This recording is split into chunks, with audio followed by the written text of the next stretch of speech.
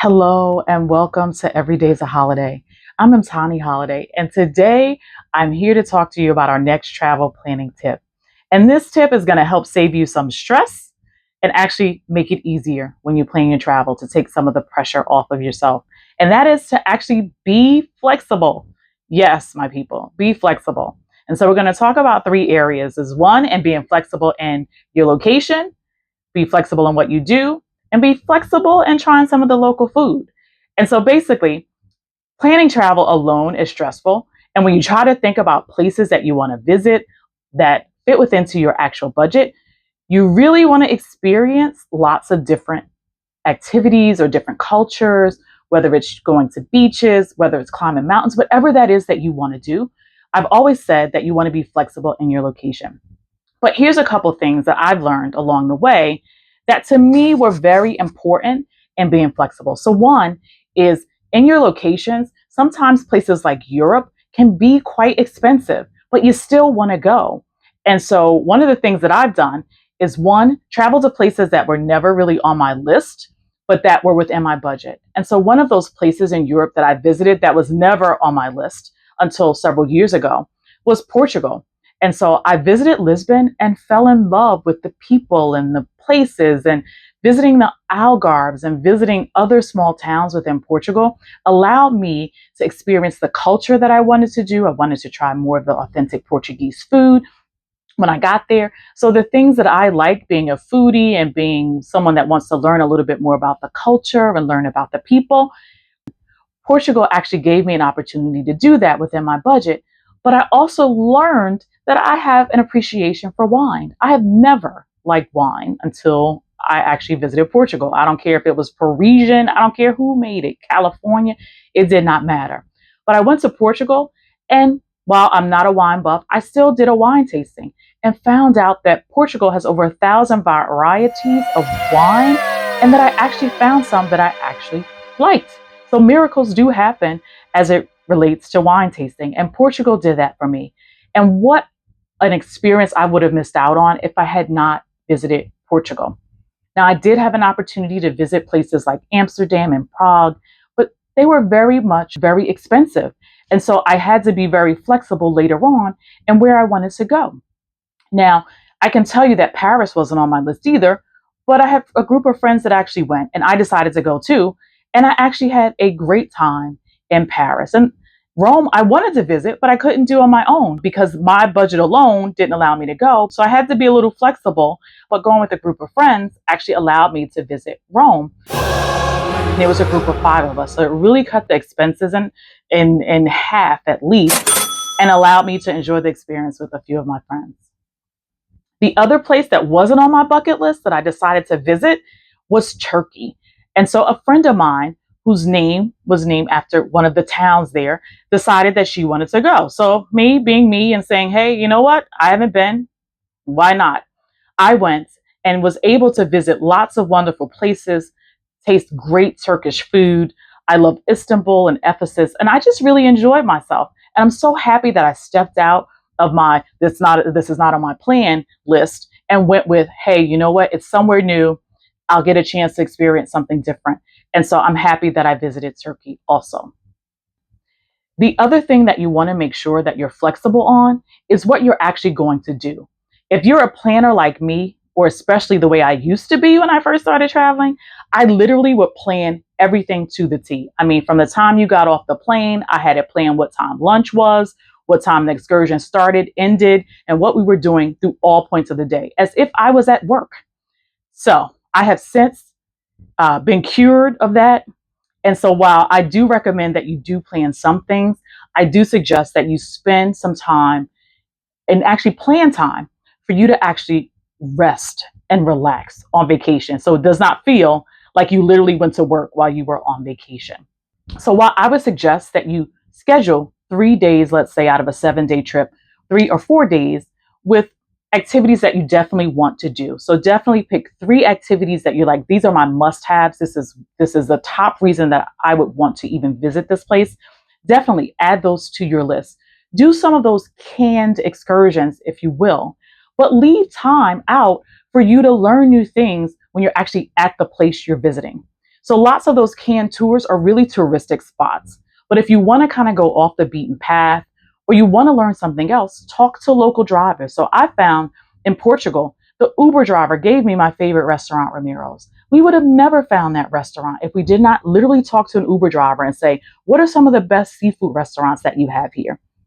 The other thing that we do is those drivers will give you not only great restaurants, but they'll give you some of the beaches that are less crowded.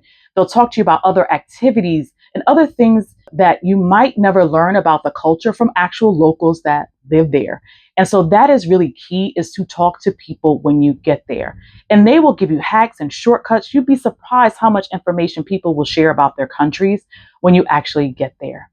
I can tell you in places like Mexico, I had an opportunity to visit an agricultural store. So this place literally had a farm attached to a restaurant, attached to a store.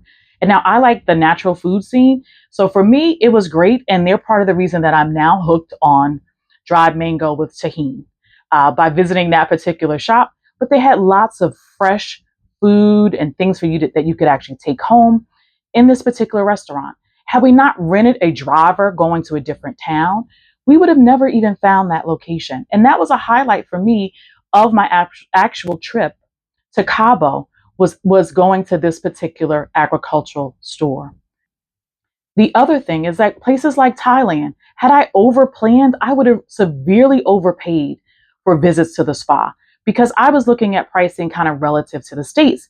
So I thought that maybe $200 for a massage or $150 for a massage in a nice place was, reasonable.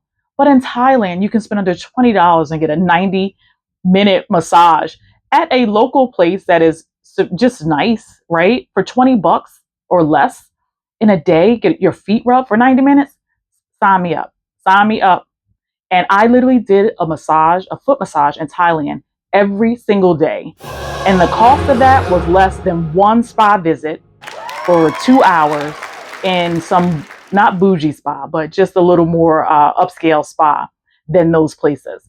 And so definitely be flexible. Leave room for you to find out some of the great deals that are to be had when you actually get to your location.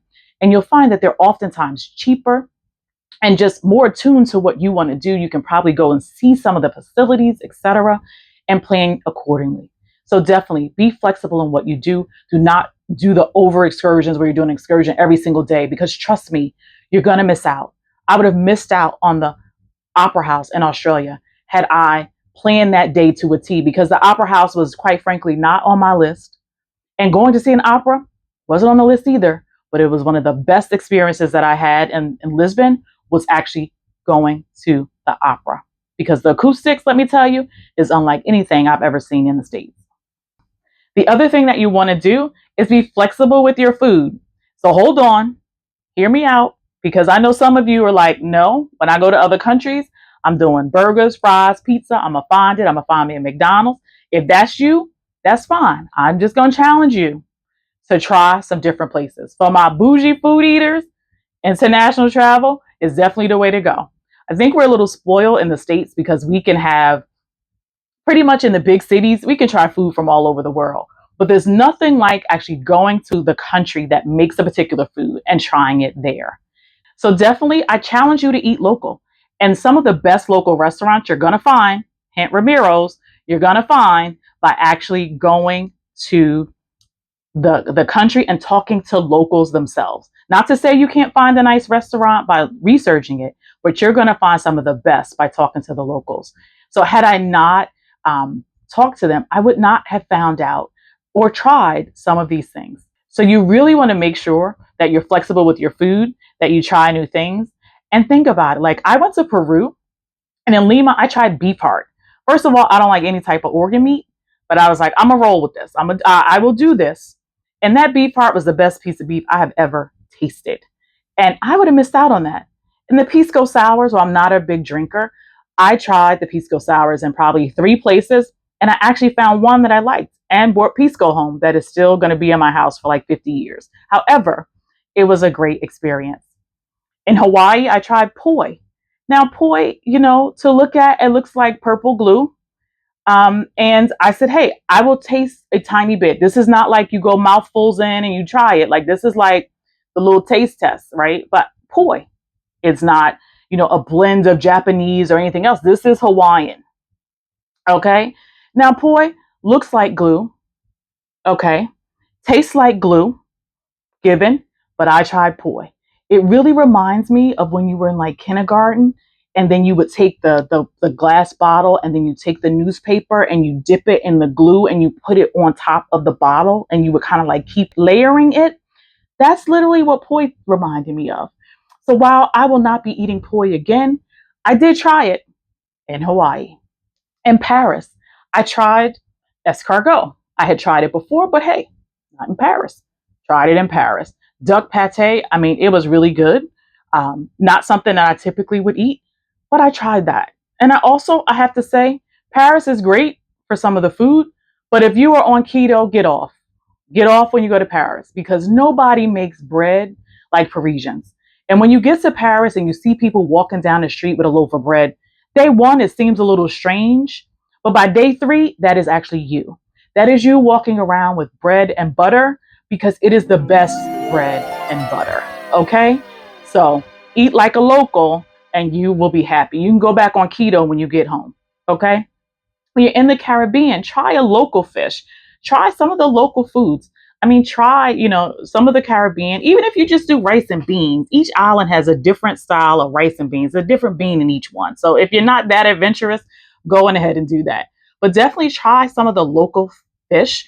And places like Honduras, iguana is like the big deal. So, hey, go try it. Next time I'm in Honduras, I'm going to try the iguana. We're going to see how that tastes like. I mean, think about it. When people come to the States, in Florida, you're telling people to try frog legs and alligator. So why not iguana?